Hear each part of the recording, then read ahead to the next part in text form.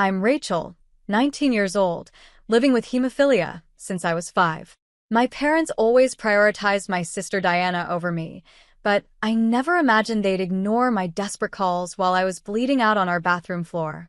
The night of Diana's graduation gala, as they clinked champagne glasses, I watched my blood pool around me, wondering if anyone would find me before it was too late. If you're watching this from somewhere safe, please hit like and subscribe. Tell me where you're watching from, and let me know if you've ever felt invisible to the people who should care most. Growing up with hemophilia meant I lived differently from other kids. I was diagnosed when I was 5, after a minor fall at kindergarten left me with bruising that wouldn't fade and bleeding that wouldn't stop. The doctors explained to my parents that my blood didn't clot properly. I lacked sufficient clotting factor in my bloodstream. What should have been a simple scrape became a 3-day hospital stay and my introduction to a lifetime of medical precautions. My family never truly adjusted to my condition. My father, Gregory, was a high-powered business executive who viewed illness as inconvenient weakness. He managed his investment firm with the same cold efficiency he approached my medical needs, as problems to be minimized and costs to be controlled. My mother, Eleanor, worked as an interior designer for wealthy clients, caring more about fabric swatches and social connections than my medication schedule. Both were attractive, successful people who valued appearance and achievement above all else. Then there was my sister Diana, 21 and perfect in every way they valued. 2 years older than me, she was everything I wasn't: athletic, socially adept, academically brilliant. While I spent my high school years carefully navigating hallways to avoid bumps that could cause internal bleeding, Diana was winning tennis championships and being crowned prom queen. She wasn't deliberately cruel, just oblivious to her privilege of good health and parental adoration.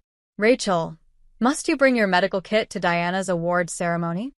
Mom would ask, annoyed at how my precautionary measures might disrupt their perfect family image. Can't you just be normal for one evening? Normal. As if I had chosen to have faulty blood that couldn't perform its most basic function. The pattern of neglect was subtle at first, but grew more obvious over time. When I was 10, my parents missed a critical hematologist appointment because it conflicted with Diana's regional debate competition.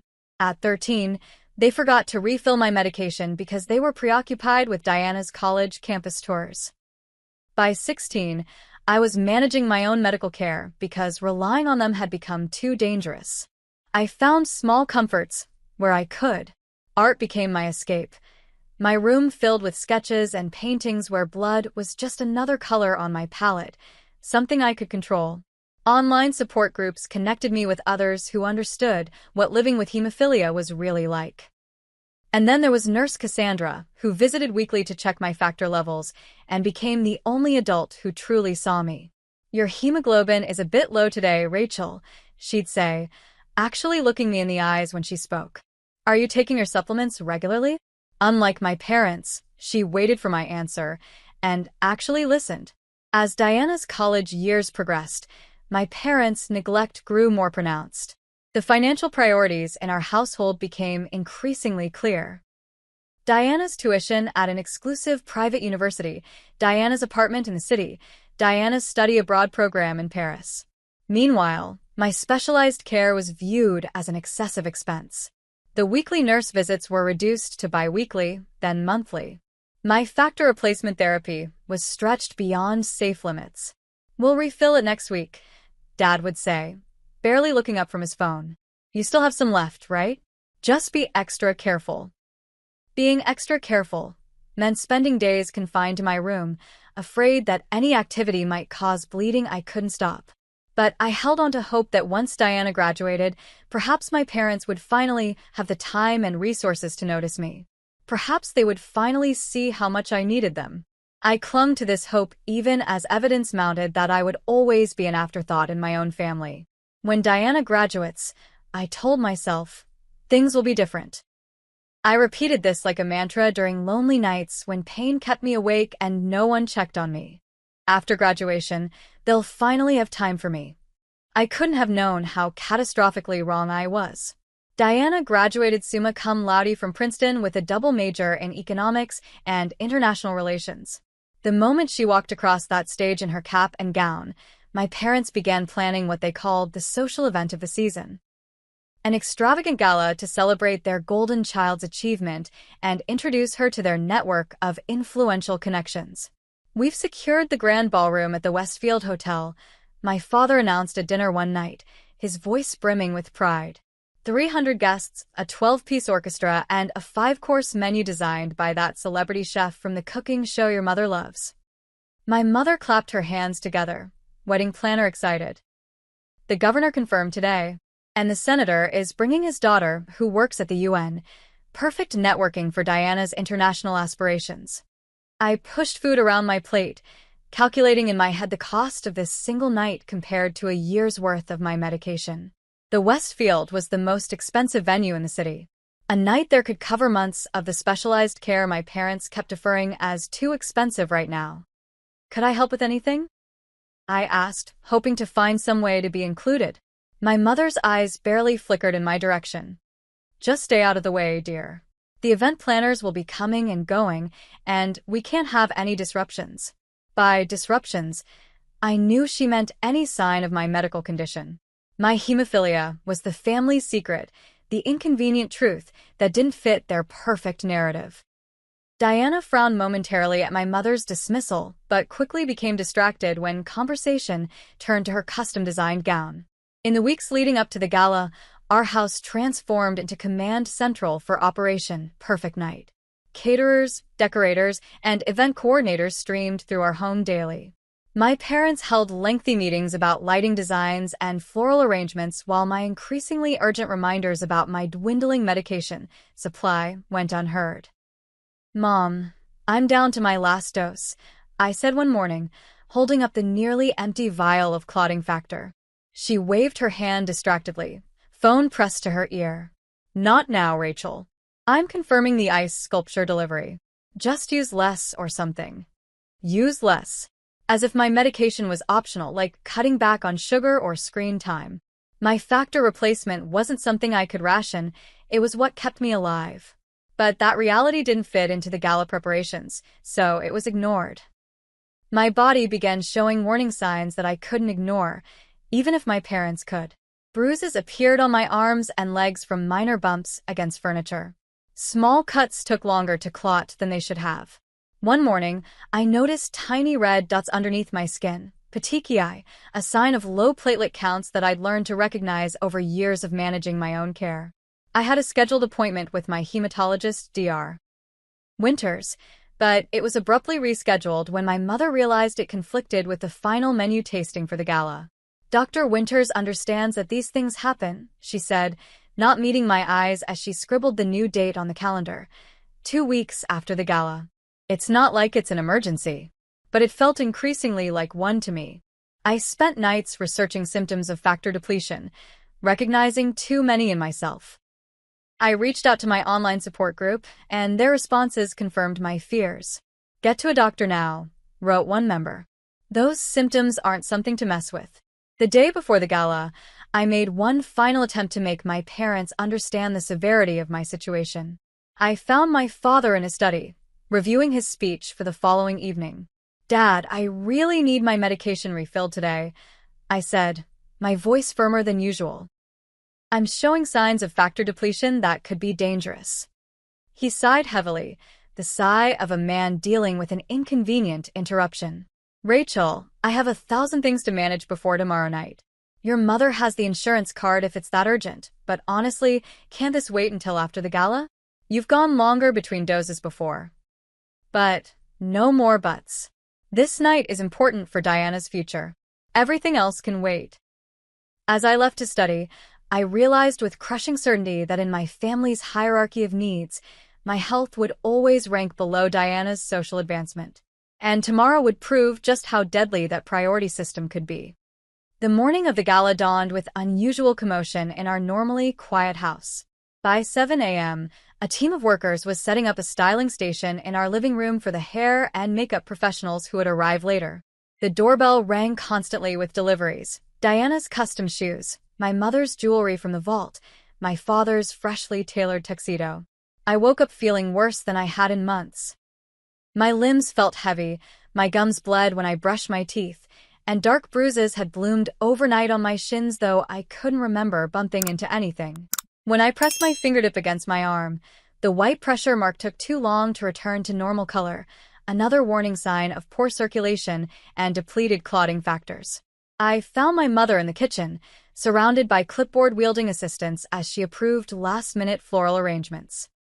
"Mom," I said, my voice competing with a cacophony of planning. "I don't feel well. I think I need to go to the hospital." She glanced up, irritation flashing across her features before settling into a distracted smile. "You're just anxious about tonight, sweetie. Take a Tylenol and lie down for a bit. We need you looking fresh for photos at 4. "It's not anxiety," I insisted, pulling up my sleeve to show her the unusual bruising. "Look at this. My factor levels are dangerously low." "I need." "Not now, Rachel." Her voice sharpened. "I have the governor's wife arriving in 20 minutes to preview the dessert selection. Can you please just handle this yourself for once? You're 19, not 9. She turned away before she could see the tears welling in my eyes. In the hallway, I passed Diana, already wrapped in a silk robe as a stylist discussed different updo options for the evening. "Hey, you okay?" she asked, noticing my expression. It was the first time anyone had asked me that question in weeks. "Not really," I admitted. "I'm out of medication and feeling pretty bad." A flicker of concern crossed her face, quickly replaced by excitement as the makeup artist arrived with cases of cosmetics. "That sucks. Maybe ask Dad?" "Oh my God. Are those the new limited edition palettes? I can't believe you got them." And just like that, I was forgotten again. I tried calling Nurse Cassandra, hoping she might be able to help, but reached her voicemail. "Hi, you've reached Cassandra Mitchell. I'm away on vacation until the 12th. If this is a medical emergency, please hang up and dial 911. The 12th. 6 days away." I ended the call without leaving a message. By late afternoon, the house had transformed into a pre-gala staging area. My father paced the foyer in his tuxedo, barking last-minute instructions into his phone. My mother fluttered between rooms in her evening gown, a vision in midnight blue silk. Diana stood at the center of it all in her custom-designed dress, looking like she'd stepped off a magazine cover. "Rachel, you're not dressed yet?" My mother's voice cut through my fog as I sat on the staircase, watching the scene unfold. "The car will be here in 30 minutes. I looked down at my sweatpants and hoodie. "I don't think I should go." "What are you talking about?" "Of course you're going. This is your sister's night." "Mom, I'm really not feeling well," I said, my voice barely audible above the commotion. "I think I'm having a bleeding episode. I need to stay home and rest." She studied me for a moment, probably noticing my pallor and the dark circles under my eyes. For a second, I thought she might finally understand the seriousness of my condition. Instead, she sighed with what sounded suspiciously like relief. "Fine. Maybe that's for the best. We can tell people you weren't feeling well. It's not entirely untrue. One less thing to worry about tonight. Should one of us stay with her?" Diana asked, surprising me with her awareness. "Don't be ridiculous," my father interrupted, joining the conversation. "She's an adult, not a child. She can take care of herself for one evening. We'll have our phones if there's an emergency." They continued discussing the night's agenda as if I weren't there, their voices fading into background noise as I contemplated the long night ahead of me. When the luxury car arrived to take them to the venue, my mother pressed a quick kiss to my forehead. "There's leftover pasta in the fridge if you get hungry. Try to get some rest, and we'll tell you all about it tomorrow." The front door closed behind them with a definitive click, leaving me alone in the sudden, oppressive silence of our empty house. Through the window, I watched the car's taillights disappear down the driveway, taking with them any chance of help for what was about to happen. As if on cue, I felt the first warm trickle from my nose, the beginning of a nosebleed that would nearly end my life. At first, I wasn't overly concerned about the nosebleed. I'd had them before. They were an occasional symptom of my condition that I'd learned to manage. I tilted my head forward slightly, never back, contrary to popular belief, and pinched the soft part of my nose, making my way to the bathroom to grab tissues.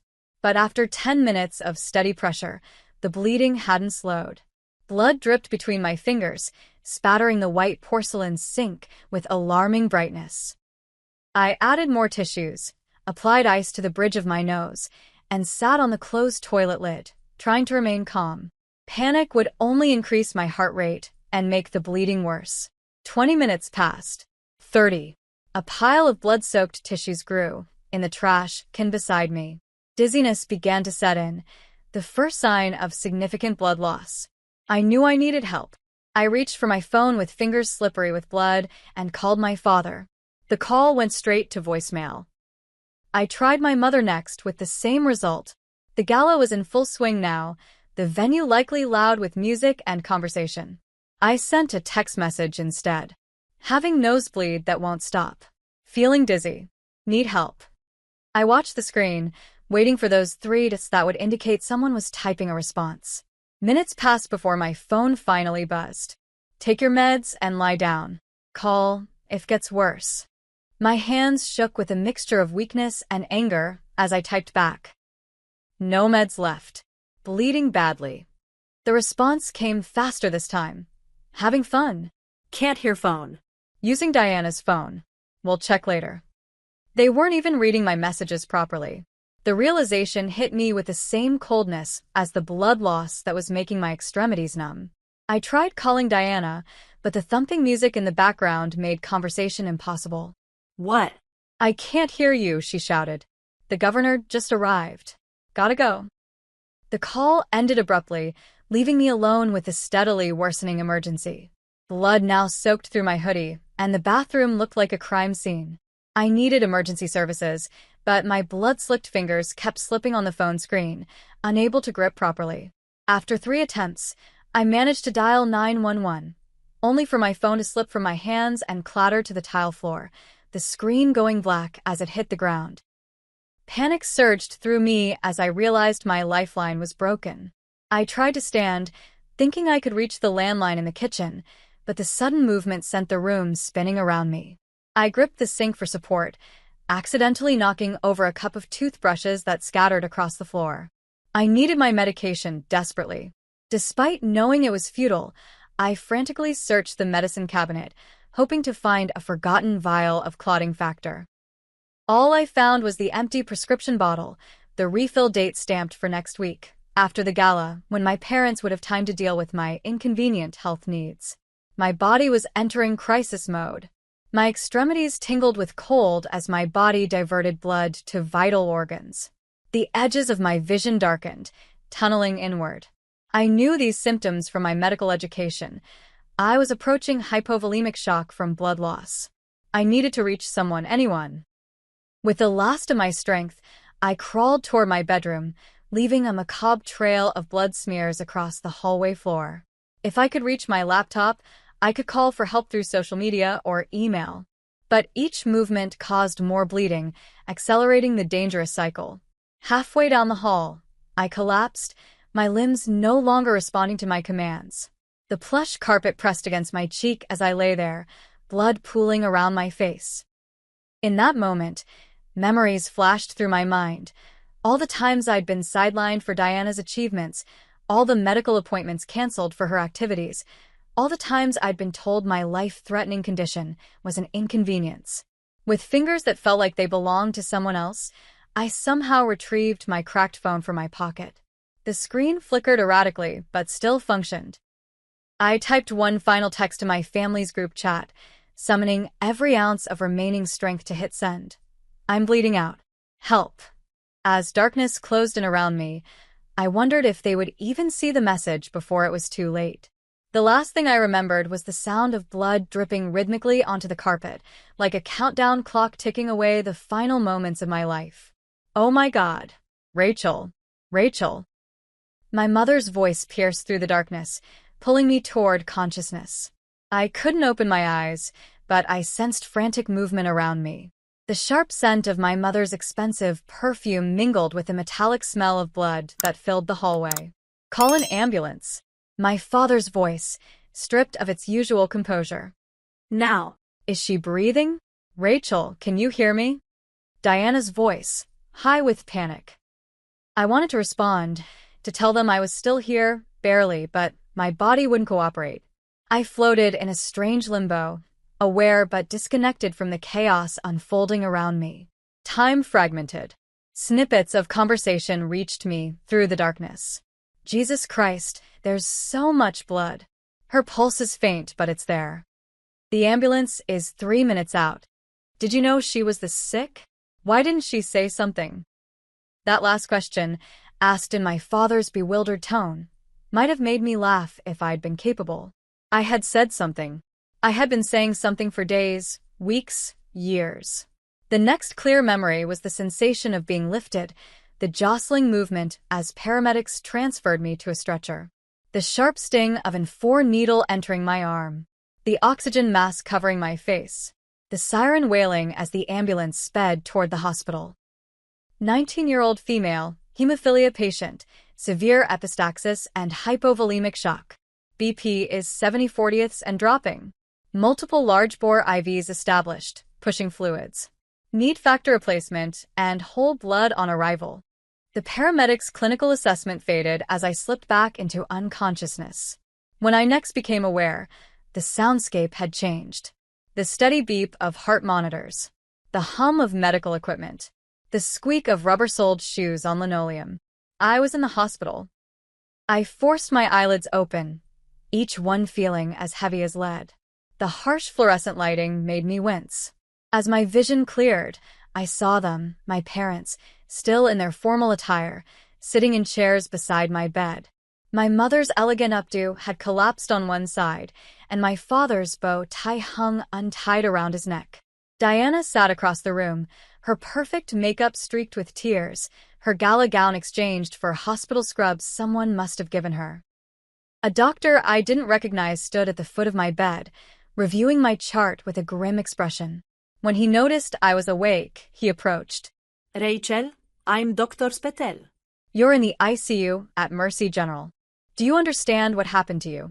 I tried to speak, but my throat was raw. A nurse offered ice chips, which I accepted gratefully. I had a nosebleed. I managed, my voice barely a whisper. Couldn't stop it. Dr. Patel nodded. You experienced a severe hemorrhage due to critically low clotting factor levels. You lost nearly 40% of your blood volume. We've given you multiple transfusions and factor replacement therapy. You were very lucky your family found you when they did. Another 30 minutes and we would be having a very different conversation. My mother made a choked sound, somewhere between a sob and a gasp. When can I take her home?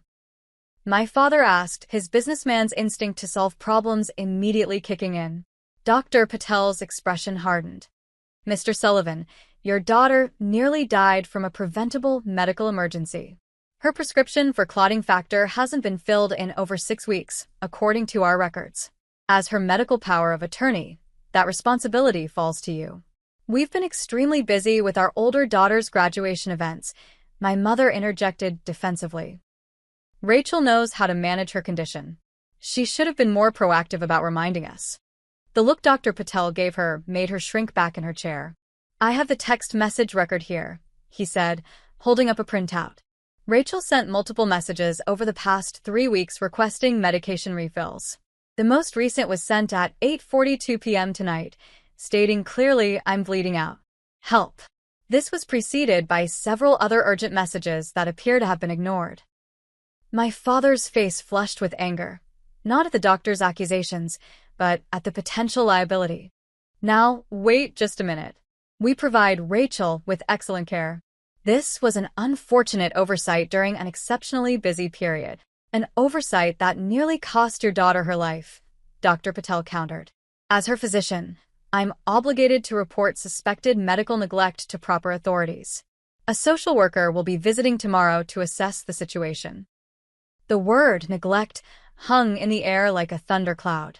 My parents exchanged panicked glances, their carefully cultivated image of perfect family life crumbling before my eyes.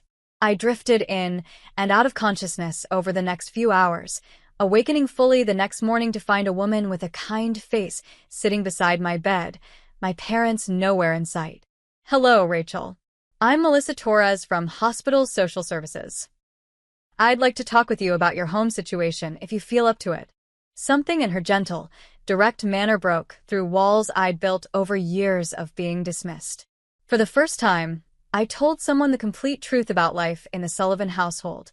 The systematic prioritization of Diana's needs over my medical care, the minimization of my condition, the emotional neglect that had become so normal I barely recognized it as abuse. They're not bad people, I found myself saying, surprised by my own defense of them. They just don't see me. They never have. Melissa took notes, asking occasional clarifying questions without judgment. When my parents returned, their concern appeared amplified in her presence, my mother fluffing pillows, my father asking nurses about my prognosis, both performing the role of worried parents flawlessly.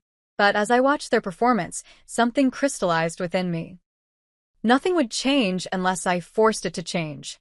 My near-death experience hadn't fundamentally altered their perception of me or my needs. It had simply created a crisis they needed to manage to maintain their reputation. As Melissa left, promising to follow up, she slipped a card into my hand with her direct number. "You have options, Rachel," she whispered. "You don't have to go back to that environment." For the first time in years, I felt a flicker of genuine hope.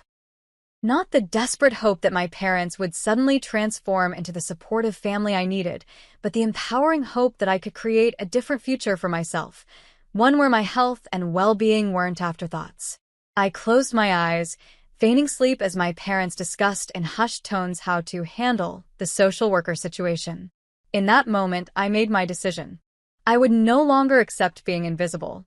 I would demand to be seen, not just by my family, but by myself.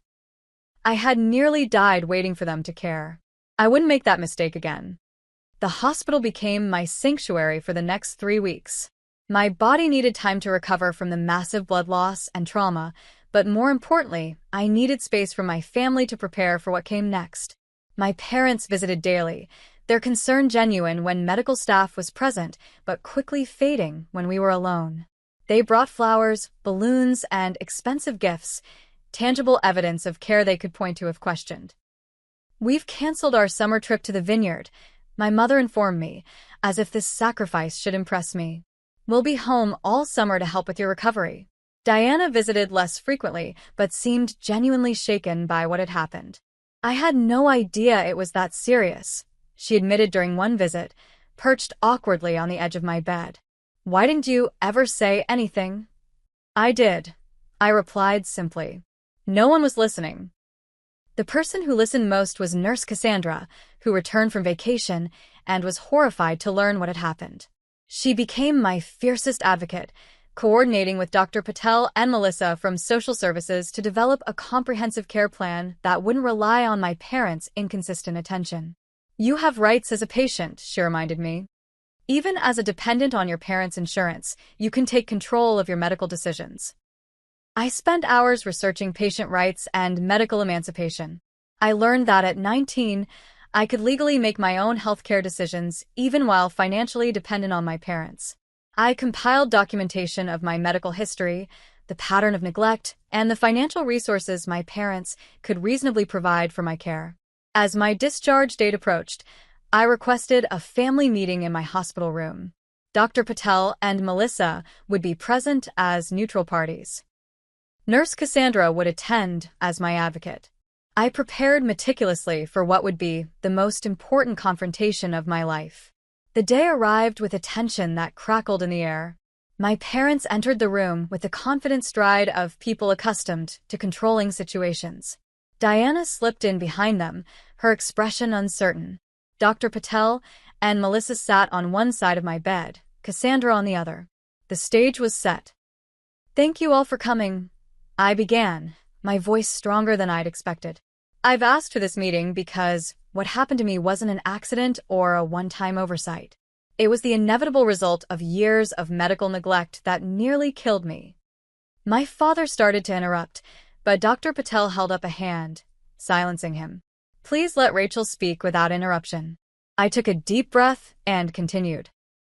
"For 14 years since my diagnosis at age 5, my medical needs have been consistently treated as an inconvenience in our family. My appointments are rescheduled or canceled to accommodate Diana's activities. My medication is forgotten when it conflicts with social events. My symptoms are dismissed as exaggeration. I held up a folder containing printed text messages, emails, and a calendar documenting years of neglect. This isn't about blame. It's about acknowledging a pattern that can't continue if I want to stay alive. My mother's face crumpled. That's not fair, Rachel. We've provided you with the best doctors, the best treatments, when it was convenient. I finished for her. When it didn't interfere with Diana's debate competitions or graduation galas or college tours. When it fit into your schedule. But hemophilia doesn't work on a schedule. It doesn't wait for a convenient time to become life-threatening. The room fell silent. Even Diana looked stunned by the systematic evidence I'd presented. So, what do you want? My father finally asked, his voice uncharacteristically subdued. What is the point of this intervention? I want control of my medical decisions moving forward. I stated clearly. I want a portion of the family funds set aside specifically for my medical care, with me as the authorized user. I want my own apartment near the hospital where I can manage my condition without depending on your inconsistent attention. My father's expression darkened. You're asking for complete independence while still expecting financial support. That's not how the world works, Rachel. Actually, Melissa interjected, in cases of documented medical neglect, that's exactly how it can work. Rachel has grounds for legal action that could result in much more severe consequences for you both. What she's proposing is remarkably reasonable given the circumstances. The word legal hit my father like a physical blow. His mind immediately went to what a court case would do to his reputation, his business relationships, his standing in the community. You wouldn't, he said, but his voice lacked conviction. I don't want to. I corrected him. I'm offering a solution that protects everyone. You continue financial support for my medical needs as you're legally obligated to do. I take responsibility for managing those needs without depending on your involvement. No courts, no public record, no damage to the family name you value so much. My mother reached for my hand, tears streaming down her face. Rachel, sweetheart, we never meant to hurt you. We just didn't understand how serious. You didn't want to understand. I interrupted gently. It was easier not to. To everyone's surprise, Diana spoke up. She's right. We've all been horrible to her. She turned to our parents. You've always made it clear that I was the priority, that her health problems were an annoyance we had to work around. I accepted that because it benefited me, but I was wrong. We were all wrong. My father looked between his daughters, seeing perhaps for the first time the imbalance he had created. What exactly are you proposing in practical terms? I outlined my plan. An apartment near the hospital, a dedicated account for medical expenses, regular check-ins with Melissa to ensure compliance, and a structured visitation schedule to rebuild our relationship on healthier terms. And if we refuse? My father asked, though his tone suggested he already knew the answer. Dr. Patel spoke up. Then we proceed with a formal investigation into medical neglect, with all the legal ramifications that entails. The negotiation that followed was tense but productive. My parents, confronted with irrefutable evidence and the potential legal consequences, reluctantly agreed to my terms. Diana, in a surprising show of solidarity, offered to help me find and furnish an apartment using part of her graduation gift fund. As the meeting concluded, I felt something I hadn't experienced in years, the lightness of being truly seen and heard. I had advocated for myself and succeeded. I had broken a lifelong pattern of accepting neglect as normal. I'm proud of you, Nurse Cassandra whispered as my family filed out of the room. That took incredible courage. It had. But I was discovering that courage, like so many things about myself, had been there all along, waiting for the moment I decided to stand up and claim it. 6 months after the night I nearly bled to death, my life had transformed in ways I never imagined possible. My small apartment 3 blocks from Mercy General Hospital had become my sanctuary. A space where every aspect was designed around my needs rather than despite them. The walls were adorned with my artwork, splashes of color that reminded me daily of my creative voice. My medical management system was now impeccable. A dedicated account funded by my parents ensured I never ran out of essential medications. Dr. Patel had connected me with a hemophilia specialist who actually listened when I described my symptoms. Most importantly, I had assembled a team of healthcare providers who respected me as an active participant in my own care. The legal arrangement with my parents functioned exactly as intended. They provided financial support without controlling how I used it for my medical needs. Our contact was limited to scheduled visits that had clear boundaries and expectations. It wasn't perfect, but it was sustainable, a word I'd never before associated with family relationships. My relationship with Diana had evolved in unexpected ways. Initially awkward and guilt-ridden, she had gradually become a genuine ally. She visited regularly, not out of obligation but with sincere interest in my well-being. "I've been thinking about specializing in health advocacy law," she told me during one visit, curled up on my sofa with a cup of tea. "What happened to you? It happens to a lot of people. Someone should fight for them." The irony wasn't lost on either of us, but I appreciated that my trauma had sparked something meaningful in her. People could change when confronted with the consequences of their actions. Some faster than others. My parents changed more slowly. My father still struggled to discuss my condition without framing it as a problem to be managed. My mother still occasionally suggested treatments she'd read about in lifestyle magazines, missing the point that I was now the expert on my own care. But they were trying, in their limited way, and I had learned to accept their efforts without expecting transformation. The most profound changes were within myself. I had discovered strength I never knew I possessed. I had learned to advocate fiercely for my needs without apology.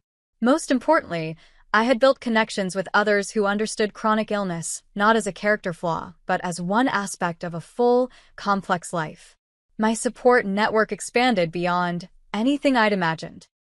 I joined a hemophilia advocacy group and found friends who understood the daily calculations of living with a bleeding disorder. I started an art therapy group for young adults with chronic conditions, creating space for others to express what words often couldn't capture. Nurse Cassandra remained a constant presence in my life, transitioning from medical provider to mentor and friend. During one of our weekly coffee meetups, she noted the changes in me with characteristic directness. "When I first met you, you were a girl who apologized for needing medical care," she observed. "Now you're a woman who helps others demand it as their right. That's quite a journey." It was a journey that continued daily. The path toward healing wasn't linear. There were still moments when old patterns of thinking ambushed me, when I questioned whether my needs were truly valid, when I slipped into apologizing for taking up space. But those moments grew fewer and farther between as I practiced the art of self-advocacy. The most valuable lesson wasn't that I had survived a medical emergency. It was that I had survived years of being unseen, unheard, and undervalued without losing my essential self. I had emerged from the shadow of neglect not bitter, but determined to create a different reality, not just for myself, but for others. The blood that nearly killed me also saved me. I wrote in my journal on the 6-month anniversary of that terrible night. It forced a reckoning that might never have come otherwise. It showed me that sometimes you have to nearly lose everything to find what matters most: your voice, your boundaries, your worth. As I approach the 1-year mark of my new life, I've learned that healing isn't about forgetting the past, but about refusing to let it dictate your future. It's about recognizing that sometimes the family you need is one you build yourself, composed of people who see you clearly and value you completely. My condition will always be part of me, but it no longer defines me. I am Rachel, artist, advocate, survivor. I am visible now, most importantly to myself. If you're watching this and feeling unseen in your own life, please know that your needs matter. Your health matters. Your voice matters.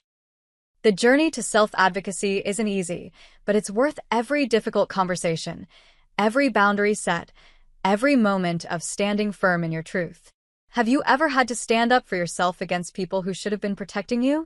Share your story in the comments below. Your experience might be exactly what someone else needs to hear to find their own courage. Don't forget to like this video and subscribe to my channel for more stories about finding strength in unexpected places. Thank you for listening to my story, and remember, Sometimes the family that saves you is the one you create for yourself.